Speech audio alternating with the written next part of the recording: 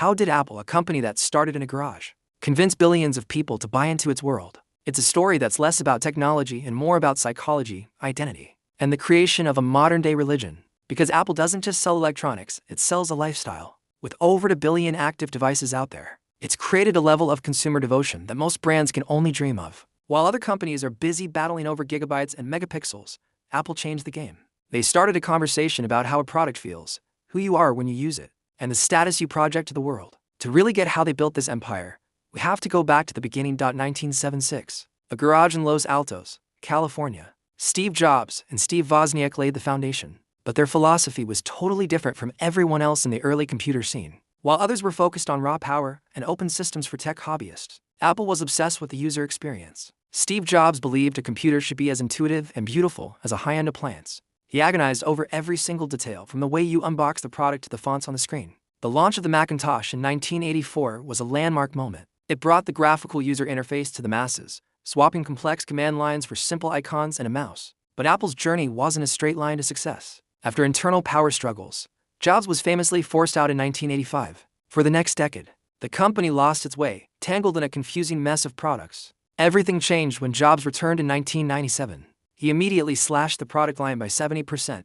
bringing ruthless focus back to the company. This was the birth of the modern Apple. It was the moment they stopped being just a computer company and became a design firm that happened to make computers. Jobs knew that in a world where hardware was becoming a commodity, design and control were the only ways to command a premium price. This led to the iMac G3. With its bright, translucent colors, it sent a clear message: technology could be friendly, fun, and fashionable. By the time the iPod launched in 2001, Apple had perfected the art of making technology cool. They weren't just selling you an MP3 player, they were selling you those iconic white earbuds, a status symbol that signaled you were part of a new, digital elite. This growth wasn't an accident. It was the result of very specific, very deliberate choices. The real secret to Apple's power is its walled garden. This is a strategic fortress where the hardware, the software, and the services are all tightly woven together.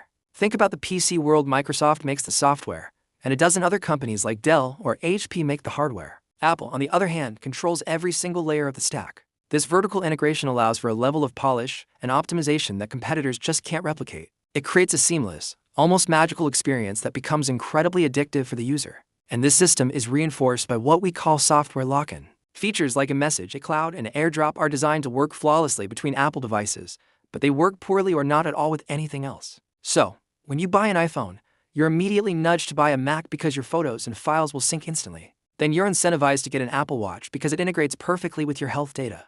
Every new Apple product you buy makes the walls of that garden just a little bit higher, making it harder and harder to leave.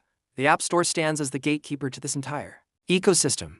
By controlling the only official way to install software on an iPhone, Apple sets the rules for developers and ensures a consistent, high-quality experience for all of us. This control even extends to their physical retail stores. They aren't just shops, they're designed to be town squares, modern temples to the brand where the architecture itself reinforces the premium feel of the products. The whole system is engineered so that once you're in, the friction of leaving is so high that you barely even consider the alternatives. And then there's the money. Apple's financial engine is unlike anything else in the hardware world. Most electronics companies fight tooth and nail over tiny profit margins, slashing prices to sell more units. Apple does the opposite. They have pricing power. They set high prices, and the market pays them because the brand is perceived as a luxury good. The result is staggering. Apple captures roughly 80% of the entire smartphone industry's profits, even though they only sell a minority of the total phones. And just as the smartphone market started to mature, Apple unveiled its next brilliant move: services. With 2 billion devices already in people's hands, they figured out how to monetize them over and over again. They rolled out a suite of recurring revenue streams: cloud storage, Apple Music, Apple TV+, Apple Arcade. These are high-margin digital products with virtually zero distribution cost. In recent reports, Apple's services division alone generates more revenue than many Fortune 500 companies. This creates a double-dip financial model. First, they make a huge profit when you buy the hardware. Then, they collect a small monthly tax from you for the rest of that device's life through subscriptions. Add to that the 30% commission they take from most App Store purchases. And you can see how Apple mastered the art of turning a one-time customer into a lifelong subscriber. So why does this Apple lifestyle have such a powerful hold on us? The biggest reason is switching costs. Moving from an iPhone to an Android isn't just about getting a new phone. It's about leaving behind your digital life. It means losing your iMessage group chats, having to rebuy your favorite apps, and relearning an entirely new system from scratch. This creates a kind of structural loyalty, where you stay not just because you love the product, but because leaving is just too much of a pain.